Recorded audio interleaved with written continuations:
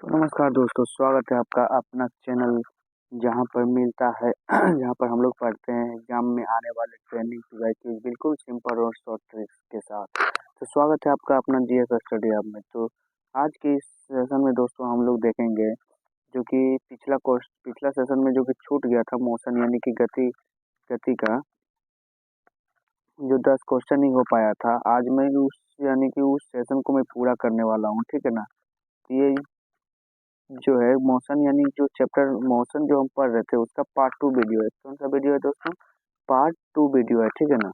कौन सा है? पार्ट 2 वीडियो है, ठीक है ना। गति यानी मोशन मोशन का जो पार्ट 1 हम लोग पिछले वीडियो में देख चुके हैं। अगर आप नहीं देखे होंगे तो हम डिस्क्रिप्शन में उसका लिंक डाल देंगे, ठीक है ना दोस्तों। तो जीएस स्टडी हब पे गति का पार्ट 2 वीडियो है दोस्तों, ठीक है ना। तो आप लोग देखिए वीडियो और कमेंट कीजिएगा, ठीक है ना। क्वेश्चन बहुत मजेदार है दोस्तों, ठीक है ना। ये सारे question railway, SSC, PPSC, UPPSC, UP Delhi police जैसे एग्जाम में पूछा गया क्वेश्चन, यानी ट्रेंडिंग सारा क्वेश्चन ट्रेंडिंग क्वेश्चन रहने वाला है, ठीक है ना दोस्तों। तो चलिए अब हम क्वेश्चन की ओर चलता हूँ बिना बकैती किए, ठीक है ना। तो क्वेश्चन देखिए, क्वेश्चन नंबर 1 हमारे पास क्या है। क्वेश्चन नंबर 1 है हमारे पास, न्यूटन के प्रथम गति नियम को किस नियम से जाना जाता है? देखिए न्यूटन ने कितने नियम दिए थे? न्यूटन ने 3 नियम दिए थे, ठीक है ना। तो उसका जो प्रथम नियम है वो किस नियम से जाना जाता है? संवेग का नियम? नहीं, संवेग का नियम से कौन सा नियम जाना जाता है? दूसरा नियम। कौन सा नियम जाना जाता है दोस्तों? दूसरा नियम, ठीक है ना। दूसरा नियम, ठीक है ना। बल का नियम नहीं, क्रिया प्रतिक्रिया नियम से दोस्तों तीसरा नियम जाना जाता है। कौन सा? तीसरा नियम का दूसरा नाम बल प्रतिक्रिया नाम है, ठीक है ना। तो न्यूटन का प्रथम नियम जो किस नाम से जाना जाता है? वो न्यूटन के यानी कि वो जड़त्व का नियम से जाना जाता है। जड़त्व का नियम किसने दिया था दोस्तों? गैलीलियो ने दिया था। किसने दिया था? गैलीलियो ने दिया था। किसने दिया था? गैलीलियो ने। और यही गैलीलियो का जो जड़त्व का नियम था, इसी में न्यूटन ने अपना कुछ मॉडिफाई कर दिया, जिसका नाम उन्होंने न्यूटन का प्रथम गति नियम रख दिया, ठीक है ना। तो चलिए हम देखते हैं क्वेश्चन नंबर 12 की ओर। क्वेश्चन नंबर 12 देखिएगा क्या है हमारे पास। जड़त्व किस पर निर्भर करता है? जड़त्व किस पर निर्भर करता है? वेग पर न्यूटन के प्रथम नियम करता है। किस पर करता है? कौन करता है दोस्तों? प्रथम नियम करता है, ठीक है ना। आकार पे दूसरा नियम करता है। कौन करता है? दूसरा नियम करता है, ठीक है ना। द्रव्यमान पे भी दूसरा नियम करता है। हालांकि यहाँ पे नियम नहीं पूछ रहा है, ठीक है ना। दूसरा नियम करता है, ठीक है ना। और आयतन पे भी दूसरा नियम ही करता है, ठीक है ना दोस्तों। तो यहाँ क्या पूछ रहा है कि जड़त्व किस पर निर्भर करता है? जड़त्व जो है ना दोस्तों द्रव्यमान पे निर्भर करता है। किस पे करता है? द्रव्यमान पे। यानी कि देखिए कोई वस्तु है, ठीक है ना, जो गति में है, ठीक है, गति में है। अगर वो मतलब क्या होता है, वो गति में ही रहना चाहता है, ये इसी यही परिभाषा है। जो अगर रुकल है तो वो रुकले रहना चाहता है, ठीक है ना। जड़त्व का यही है परिभाषा, ठीक है ना दोस्तों। तो चलिए हम क्वेश्चन नंबर 13 की ओर चलते हैं। क्वेश्चन नंबर 13 क्या है हमारे पास? दिशा जड़त्व का सही उदाहरण कौन सा है? दिशा जड़त्व का सही उदाहरण कौन सा है? बस के रुकने पर यात्री आगे झुकना? नहीं। फल का पेड़ से गिरना? नहीं। गेंद का जमीन पर गिरना? नहीं। ये तीनों ऑप्शन गलत है, ठीक है ना दोस्तों। तो इसका आंसर हो जाएगा option number C. Option number C, घूमते हुए पहिए से कीचड़ का बाहर उछलना। देखिए ये पहिया हो गया, ठीक है ना। अगर ये देखिए कीचड़ अगर उछलेगा तो ये अगर इधर जाएगा तो इधर इधर ही जाना चाहेगा, इधर जाएगा तो इधर ही जाना चाहेगा। मतलब अगर पहिया ही अगर घूमेगा दोस्तों, ठीक है ना, अगर ये पहिया घूमेगा तो यानी इधर इधर अगर ये पहिया घूमेगा तो कीचड़ भी इधर घूमेगा, यानी आप इधर ही घूमे। अगर पहिया घूम रहा है तो कीचड़ भी इधर सीधे ही घूम जाएगा। ऐसा नहीं है कि इसका स्पर्श करके एकदम पूरा गोल गोल घूमेगा, ठीक है ना। तो चलिए हम क्वेश्चन नंबर 14 की ओर चलते हैं। क्वेश्चन नंबर 14 देखिएगा क्या है हमारे पास। असंतुलित बल का प्रभाव क्या होता है? असंतुलित बल का प्रभाव क्या होता है? वस्तु की गति नहीं बदलती है। अरे भाई साहब, गति ये तो बदलती है जो कि ज्यादा मात्रा में बदल जाता है या कम मात्रा में, इसी को तो असंतुलित बल कहा जाता है। केवल आकार बदलता है? नहीं। वस्तु स्थिर रहती है? नहीं।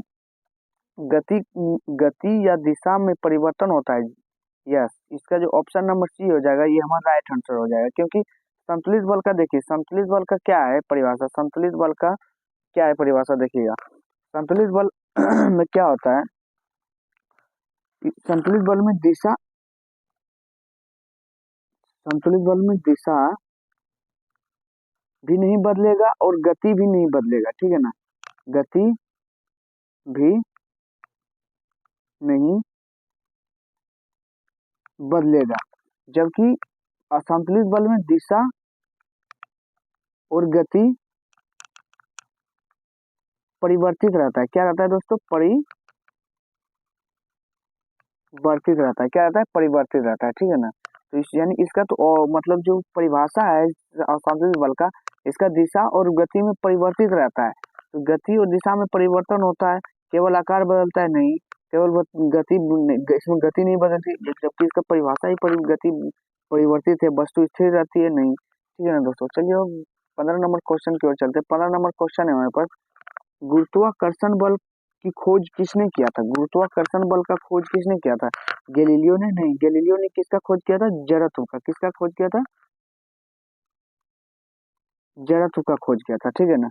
न्यूटन, न्यूटन तो मतलब ठीक है, केपलर, केपलर के कौन सा नियम दिया था, ग्रहों का गति का नियम, ग्रहों के गति का नियम दिया था, ठीक है ना।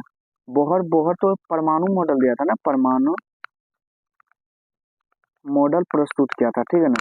तो ये क्वेश्चन के अकॉर्डिंग जो हमारा राइट आंसर होगा वो हमारा हो जाएगा न्यूटन। क्या हो जाएगा, न्यूटन, न्यूटन ने गुरुत्वाकर्षण का खोज किया था, ठीक है ना दोस्तों, न्यूटन ने गुरुत्वाकर्षण बल का खोज किया था, ठीक है।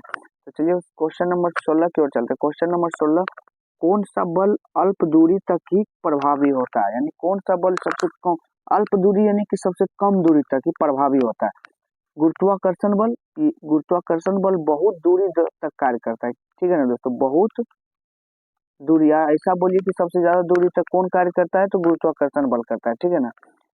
चुंबकीय बल कम दूरी तक करता है लेकिन सबसे कम दूरी तक नहीं करता है, ठीक है ना। नाभिकीय बल, जी हाँ, इसका राइट आंसर हो जाएगा नाभिकीय बल, सबसे कम दूरी तक कौन सा बल कार्य करता है, सबसे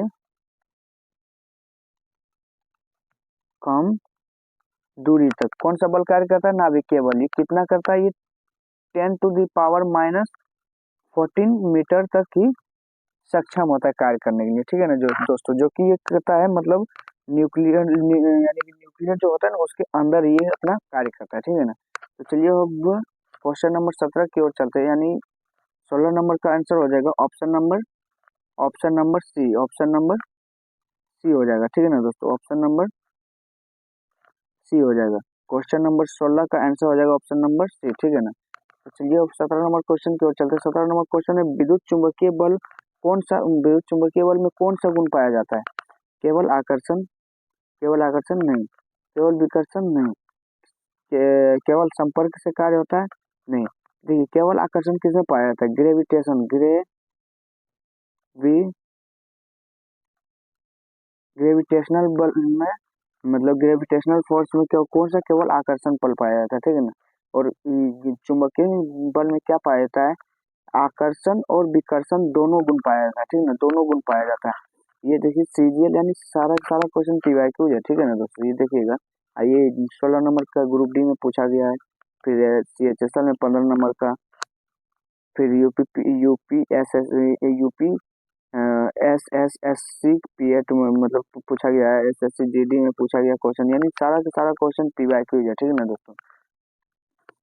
तो कितना नंबर क्वेश्चन में हम थे, क्वेश्चन नंबर 17। तो क्वेश्चन नंबर 17 का राइट आंसर हो जाएगा ऑप्शन नंबर सी हो जाएगा, ठीक है ना। इसमें आकर्षण और विकर्षण दोनों गुण पाया जाता है, ठीक है ना।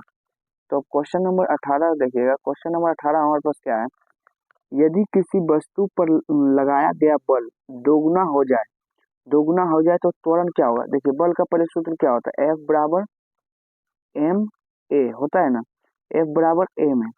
तो F जो यानी F यहाँ पे किसको रिप्रेजेंट कर रहा है, बल को, किसको रिप्रेजेंट कर रहा है, बल, F या F माने फोर्स, ठीक है ना, M माने द्रव्यमान, M माने द्रव्यमान, M माने द्रव्यमान, A माने त्वरण, M माने त्वरण, ठीक है ना दोस्तों।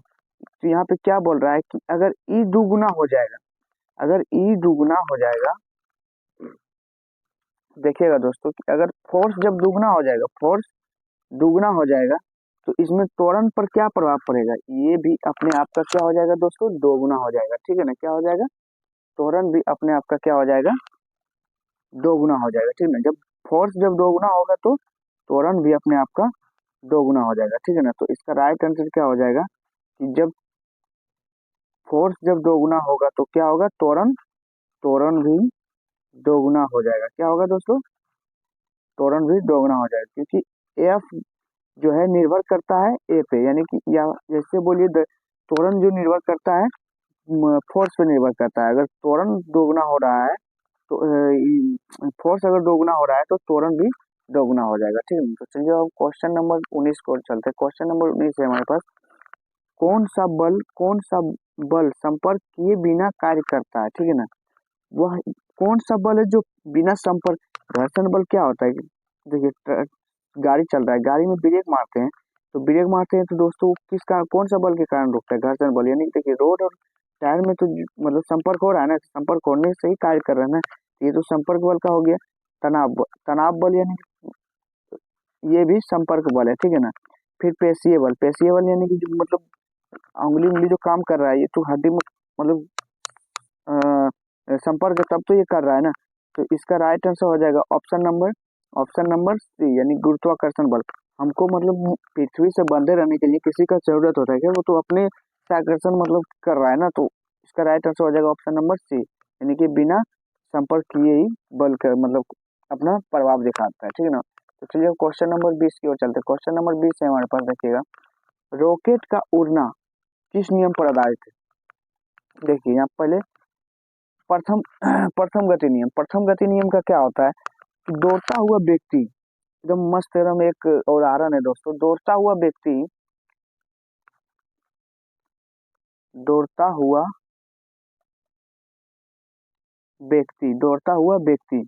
एकाएक नहीं रुक पाता है। क्या होता है, एकाएक एकाएक नहीं रुक पाता है या नहीं रुकना चाहता है, ये क्यों, ये जड़त्व के कारण होता है। किसके कारण दोस्तों, जड़त्व के कारण, क्योंकि वो अगर दौड़ रहा है तो वो उसका जो वो दौड़ता ही रहना चाहता है, वो मतलब रुकना नहीं चाहता है। ठीक है ना, और द्वितीय नियम क्या है, द्वितीय नियम देखिए एक मतलब मस्त एकदम ट्रेंडिंग वाला जो है, कराटे के खिलाड़ी द्वारा एक ही प्रहार से, इसका ऐसे समझिए कि चोट का अधिक या कम लगना, चोट अगर अधिक या कम लगेगा, जहाँ पे दे देगा चोट का अधिक या कम लगना, चोट का अधिक या कम लगना ये दूसरा नियम, और चोट का लग जाना ये तृतीय नियम। ठीक है ना दोस्तों, ऐसे याद रखिएगा। तो रॉकेट का उड़ना किस नियम पर आधारित होगा, ये तृतीय नियम पर आधारित होगा। किस पर आधारित होगा दोस्तों, तृतीय नियम पर आधारित होगा। ठीक है ना, तो चलिए अब हम, तो ये 10 क्वेश्चन का सेशन जो था दोस्तों, ये इसी क्वेश्चन के साथ खत्म हुआ। ठीक है ना, तो चलिए अब मिलते हैं नेक्स्ट वीडियो में। ये पार्ट 2 था, हमको लगता है पार्ट 3 भी इसका लाना पड़ेगा, क्योंकि इसमें भी हम सेटिस्फाइड नहीं हो पाए, क्योंकि क्वेश्चन इसमें ढेर सारा बनाया जा सकता है। ठीक है ना दोस्तों, तो अगर वीडियो आप लोगों को प्यारा लगा हो तो एक प्यारा सा कमेंट कीजिएगा। ठीक है ना दोस्तों, तब तो चलिए मिलते हैं नेक्स्ट वीडियो में। जय हिंद।